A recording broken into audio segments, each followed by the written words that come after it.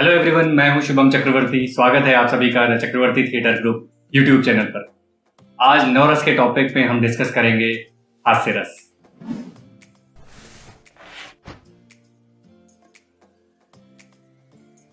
जैसा कि नाम से ही क्लियर है, हास्य यानी हंसी या लाफ्टर, यानी एक ऐसा एक्ट जिसको परफॉर्म करने में हंसी या खुशी का भाव पैदा हो, उसे हास्य रस कहते हैं।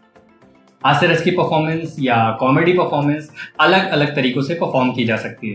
ये परफॉर्मेंस लाउड भी होती है, जैसे आपको राजपाल यादव या जॉनी लीवर जैसे कमाल के कॉमेडियंस के एक्ट में देखने को मिलती है।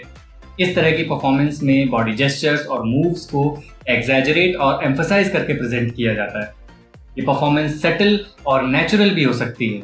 इसका एग्जाम्पल आपको अंगूर, छोटी सी बात या गोलमाल जैसी फिल्मों में देखने को मिलेगा। इस तरह की कॉमेडी अक्सर सिचुएशन बेस्ड होती है। कॉमेडी डायलॉग बेस्ड भी हो सकती है।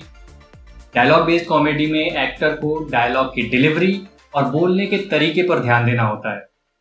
वो कहाँ पॉज ले रहा है, क्या एम्फसाइज कर रहा है, इस बात को ध्यान में रखना बहुत जरूरी है। इसके अलावा कॉमेडी विदाउट डायलॉग्स भी हो सकती है। इसमें एक्टर को बॉडी लैंग्वेज पर खास ध्यान देना होता है। लेकिन इन सभी तरीकों में जो एक पॉइंट सबसे ज्यादा कॉमन है वो है टाइमिंग। कॉमेडी टाइमिंग का खेल है। अगर आपकी टाइमिंग एक सेकेंड भी आगे या पीछे हुई तो आपकी कॉमेडी की परफॉर्मेंस फ्लॉप हो जाएगी।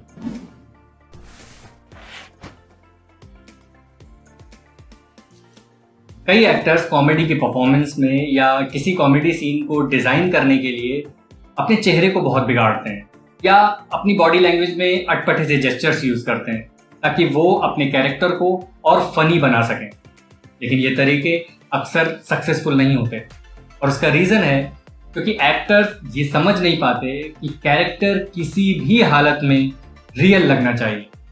वो ऑडियंस को उनके ही बीच का एक इंसान लगना चाहिए, जिसे वो रोज देखते हैं या वो जिसे जानते हैं, ताकि वो उस कैरेक्टर से कनेक्ट हो सके। आप अपनी परफॉर्मेंस कितनी भी लाउड करें या कितनी भी सटल करें, अगर आपने अपनी परफॉर्मेंस में अपने कैरेक्टर की ऑनेस्टी और उसकी ट्रुथफुलनेस को बरकरार रखा है तो आपकी कॉमेडी वर्क करेगी ही करेगी। तो हास्य को परफॉर्म करने के लिए आपको अपने कैरेक्टर के रियल बिहेवियर को समझना है और उस कैरेक्टर की डेप्थ को समझने के बाद उसके ऊपर फन एलिमेंट्स ऐड करने हैं जरूरत के अकॉर्डिंग।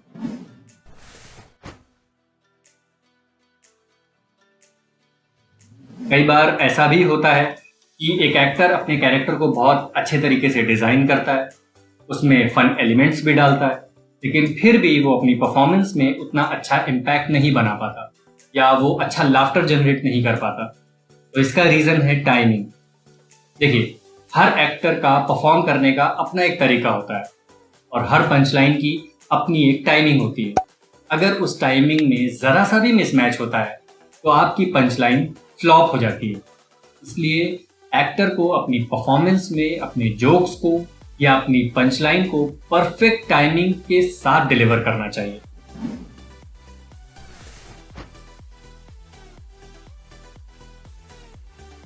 अक्सर बहुत से लोगों से ये सुनने को मिलता है कि कॉमेडी तो स्पॉन्टेनियस सी चीज है, ये तो बस हो जाती है, इसमें प्रैक्टिस क्या करनी। तो ऐसा सिर्फ दो तरह के लोग कहते हैं, या तो वो बहुत ओवर कॉन्फिडेंट होते हैं या फिर वो कॉमेडी परफॉर्म नहीं करते, वो सिर्फ सलाह देते हैं।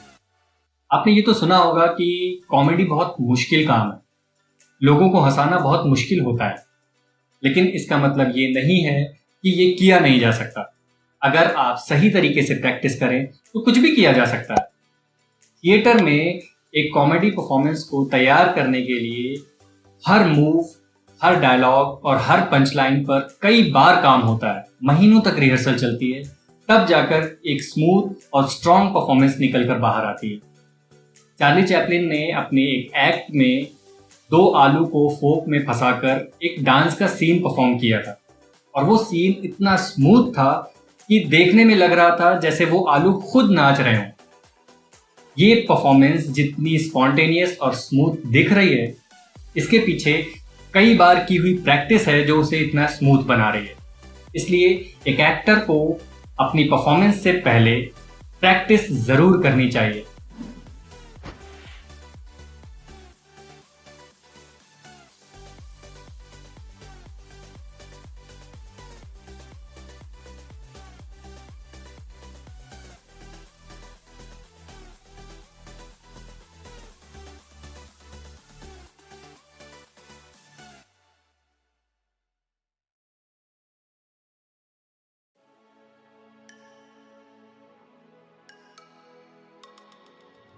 ये एक कॉमेडी ऑडिशन स्क्रिप्ट है जो मैं आपको दे रहा हूँ। आप इसे अपनी प्रैक्टिस के लिए इस्तेमाल कर सकते हैं।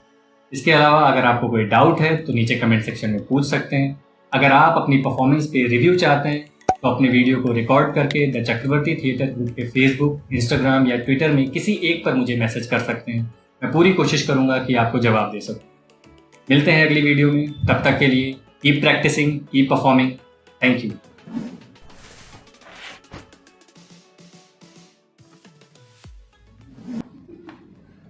साले उल्लू, गधे, पाजी, अकल के दुश्मन किसने किस दिमाग चले ने तेरा नाम ज्ञानेंद्र रखा?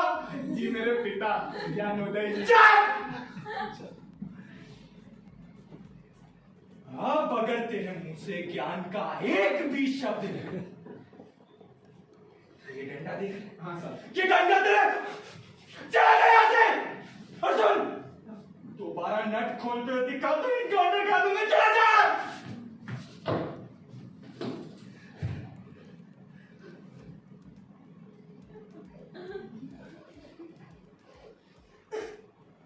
माफ कीजिएगा साहब, लगता है आप नाराज हो गए।